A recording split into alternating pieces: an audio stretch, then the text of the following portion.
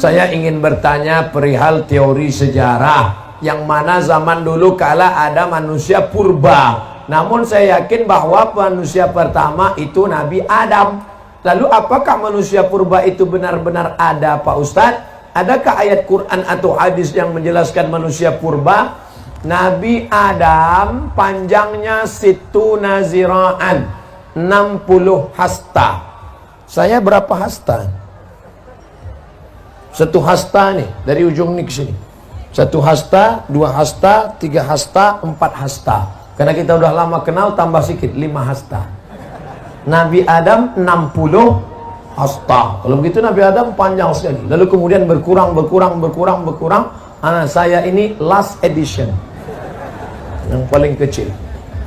Sedangkan manusia purba itu jutaan tahun yang lalu, dari fosil-fosil yang ditemukan dalam tanah. Sedangkan dari Nabi Adam ke Nabi Muhammad SAW tidak sampai jutaan tahun. Maka kita sebagai orang yang beriman meyakini manusia pertama adalah Adam alaihi salam. Kita bukan evolusi dari makhluk purba, monyet berubah jadi orang. Bukan. Kita bukan monyet. Ada yang mau ngaku dia monyet? Enggak ada. Itu teori dari Darwin punya. Kata Darwin, namanya Charles Darwin, dunia ini isinya air semua, nggak ada tanahnya, air.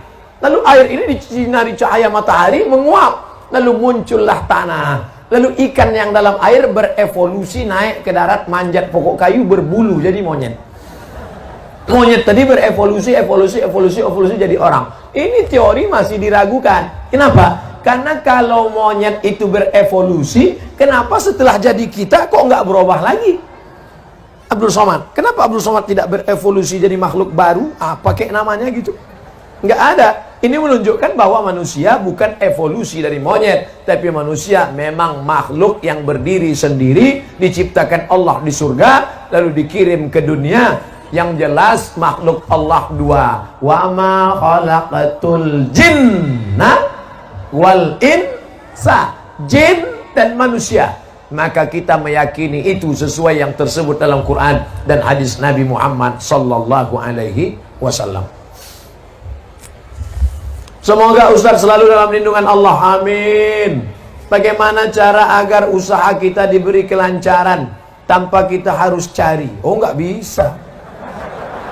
Oh, masih ada sambungannya. Tanpa harus kita cari pelaris dan selalu diridhoi Allah. Pertama kali masuk warung ketika pagi, yang punya warung jualan, toko, ruko, dagangan di pasar, pertama kali masuk pagi baca Fatihah 1 kali, Qul huwallah 3 kali, Qul a'udzu falak sekali, Qul a'udzu nas sekali, ayat kursi sekali. Saya ulang lagi. Fatihah 1 kali, Qul huwallah 3 kali, Qul a'udzu falak sekali, Qul a'udzu binas sekali, ayat kursi 1 kali. Waktu masuk pertama kali barang dagangan. Masuk bismillahirrahmanirrahim, Fatihah sampai habis. Bukan masuk Fatihah sekali, wallah 3 kali. Bukan itu maksudnya. Karena ada orang ketika mabuk, ini mabuk nih, dia pakai narkoba, mabuk, datang temannya, istighfar.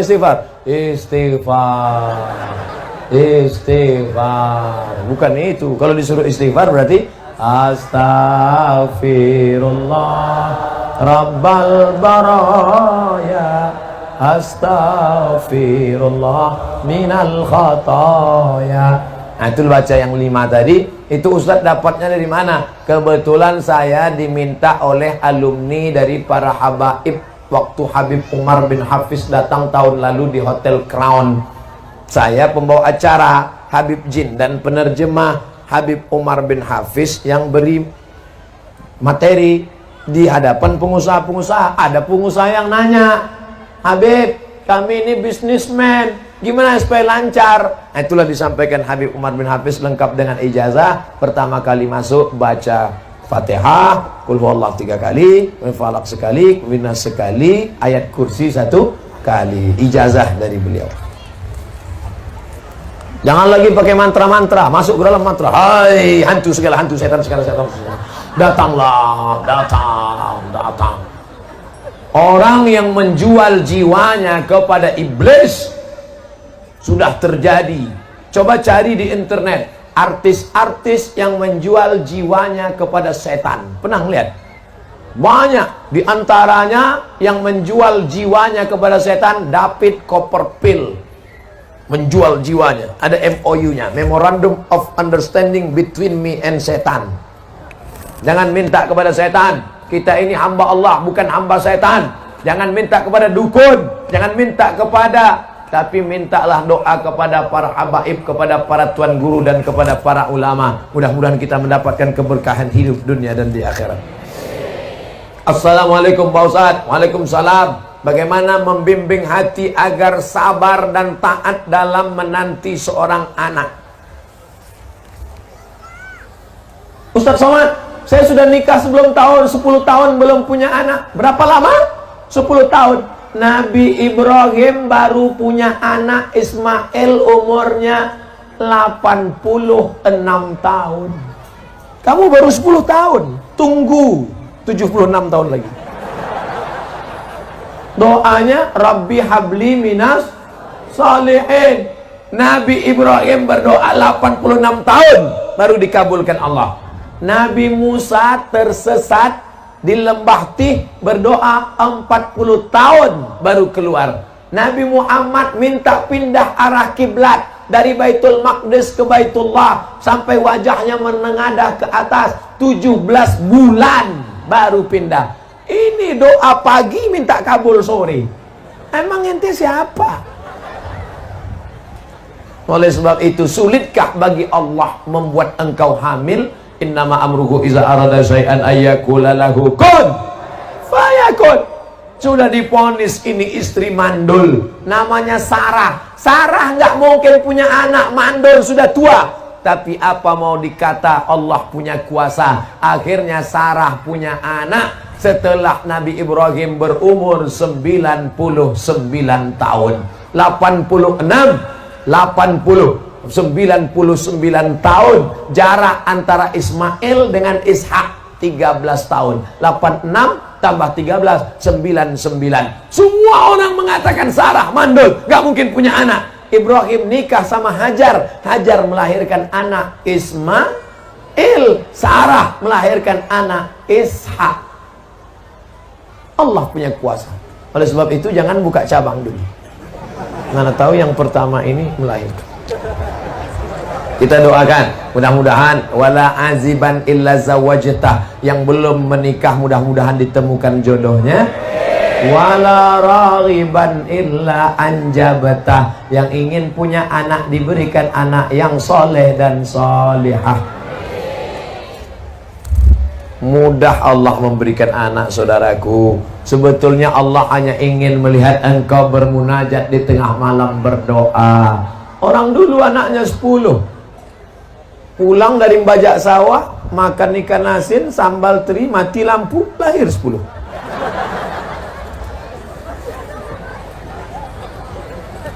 Ustaz, apakah ketika orang tua sudah meninggal dunia, masihkah bisa memberikan doa-doa untuk anaknya, Pak Ustaz? Orang tua sudah meninggal dunia, apakah dia masih bisa berdoa kepada Allah untuk orang yang masih hidup? Iza matal insan, kalau manusia mati, inqoto'a, putus amalnya. Maka menurut ulama yang putus amalnya itu adalah amal taklifi. Itu maknanya. Yang putus itu amal taklifi. Orang meninggal tidak wajib sholat, orang meninggal tidak wajib puasa, orang meninggal tidak wajib umroh kalau mampu, orang meninggal tidak wajib bayar zakat.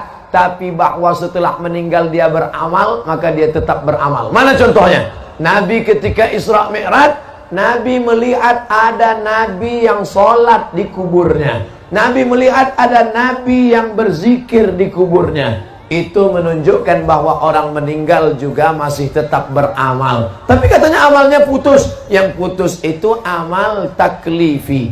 Makanya wali-wali Allah masih bisa memberikan doa Makanya ada orang yang bertawassul kepada Allah berkat Syekh Abdul Qadir Al-Jilani, berkat Syekh Abdullah Syattari, berkat Syekh Abdul Hasan As-Sazili, berkat para ulama wali-wali Allah. Artinya apa? Mereka masih bisa beramal. Yang dimaksud amal putus adalah amal taklifi, sholat, puasa, zakat, haji, umroh, amal yang wajib. Makanya kalau ada tetangga, kawan, sahabat yang nggak mau sholat, nggak mau puasa, suruh dia mati.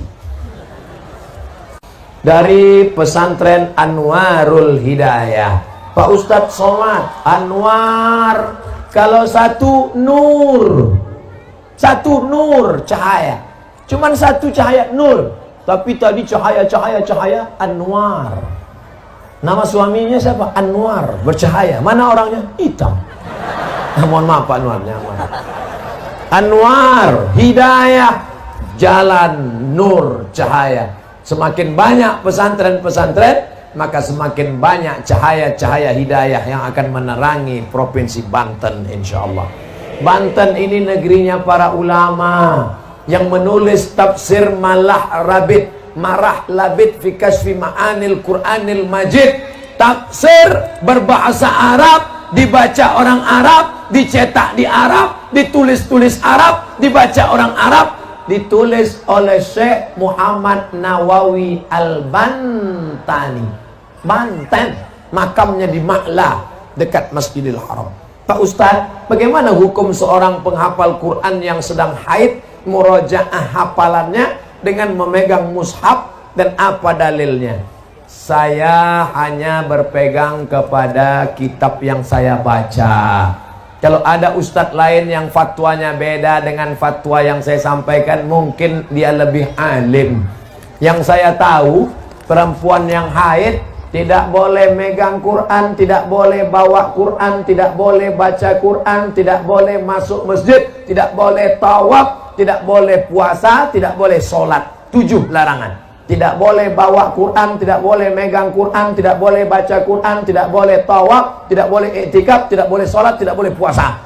Itu Ustaz baca di mana? Al-Fiqhul Islami wa Adillatuh Syekh Wahbah Zuhaili. Jadi kalau mau ngulang bacaan, sepakat 4 mazhab, paling tua Hanafi, nomor 2 Maliki, nomor 3 Syafi'i, nomor 4 Hambali. Perempuan yang tidak suci dalam keadaan hadas besar, dalam keadaan haid, tidak boleh baca Quran. Ada pengecualian, ada 2. Yang pertama, menurut mazhab Maliki, perempuan yang hafal Quran boleh ngulangi hafalan murojaah, karena yang hafal Quran mesti ngulang 1 hari 2 juz. Selama haid 7 hari nggak ngulang, hilang 14 juz. Maka cara ngulangnya an zahri qalbin, dalam hati. Makanya kalau ada nanti kelihatan ada anak gadis, diam aja, itu sedang ngulang hafalan. Kalau dia hafal Quran. Tapi kalau enggak, diam, itu kesambet. Menurut mazhab Maliki, perempuan yang hafal Quran boleh murojaah, mengulangi hafalan an zahri qalbin, dalam hati, diam. 2. Menurut mazhab Hambali, boleh mengulang membaca tapi putus-putus. Ibu-ibu yang guru di sekolah boleh, tapi putus-putus. Anak-anak murid ikuti ibu ya. Ya ayyuha allazina amanu ittaqullah haqqa tuqatih. Boleh. Jadi yang boleh mengulang hafalan 2. Pertama, perempuan yang hafal Quran. Yang kedua, guru ngajar di sekolah untuk putus-putus, potong-potong, menurut yang saya baca. Jelas? Apa perlu bersyahadat ulang, berbaiat bagi yang sudah lahir dari keluarga muslim? Bapaknya muslim, ibunya muslimah, anaknya muslim. Datang ustadz, kamu belum Islam. Kalau mau Islam harus ulang syahadat di depan saya, karena saya disaksikan guru saya disaksikan guru saya, guru saya disaksikan guru saya, sampai ke Nabi Muhammad. Tapi bapak saya Islam. Bapak kamu nggak diakui Islamnya karena belum belajar ke saya. Ini lagi tren nih sekarang. Maka ada jamaahnya yang datang ke saya, Ustadz Somad, kata guru saya, Islam saya belum sah kalau belum bersyahadat depan dia. Apa pendapat Ustadz? Bawa gurumu ke sini biar saya syahadatkan. Bawa guru kau ke sini biar ku syahadatkan. Ini UUD aja, ini UUD. Aliran-aliran model begini, UUD, UUE. Ujung-ujungnya duit, ujung-ujungnya wanita. Kalau yang mau syahadat nenek-nenek dari jauh aja. Kalau anak gadis harus di sana. Orang yang sudah bersyahadat, bapaknya Islam, emaknya Islam, tidak pernah diulang Nabi lagi syahadatnya. Yang masuk Islam awal, itu yang bersyahadat. Maka kita jangan terkecoh dengan aliran-aliran begini. Insya Allah, yang belajar kepada tuan guru, yang belajar pada kiai, yang belajar di pondok pesantren, dia tidak terkecoh, tidak terpukau, tidak pusing dengan yang begini-begini. Tapi yang tidak pernah belajar di pesantren, yang tidak pernah belajar Al-Quran, yang tidak pernah belajar ilmu agama, dulu SMP, SMA, kuliah, sarjana, nggak pernah belajar agama, tiba-tiba datang yang begini, dia pusing. Makanya anak-anak kita dimasukkan sekolah agama.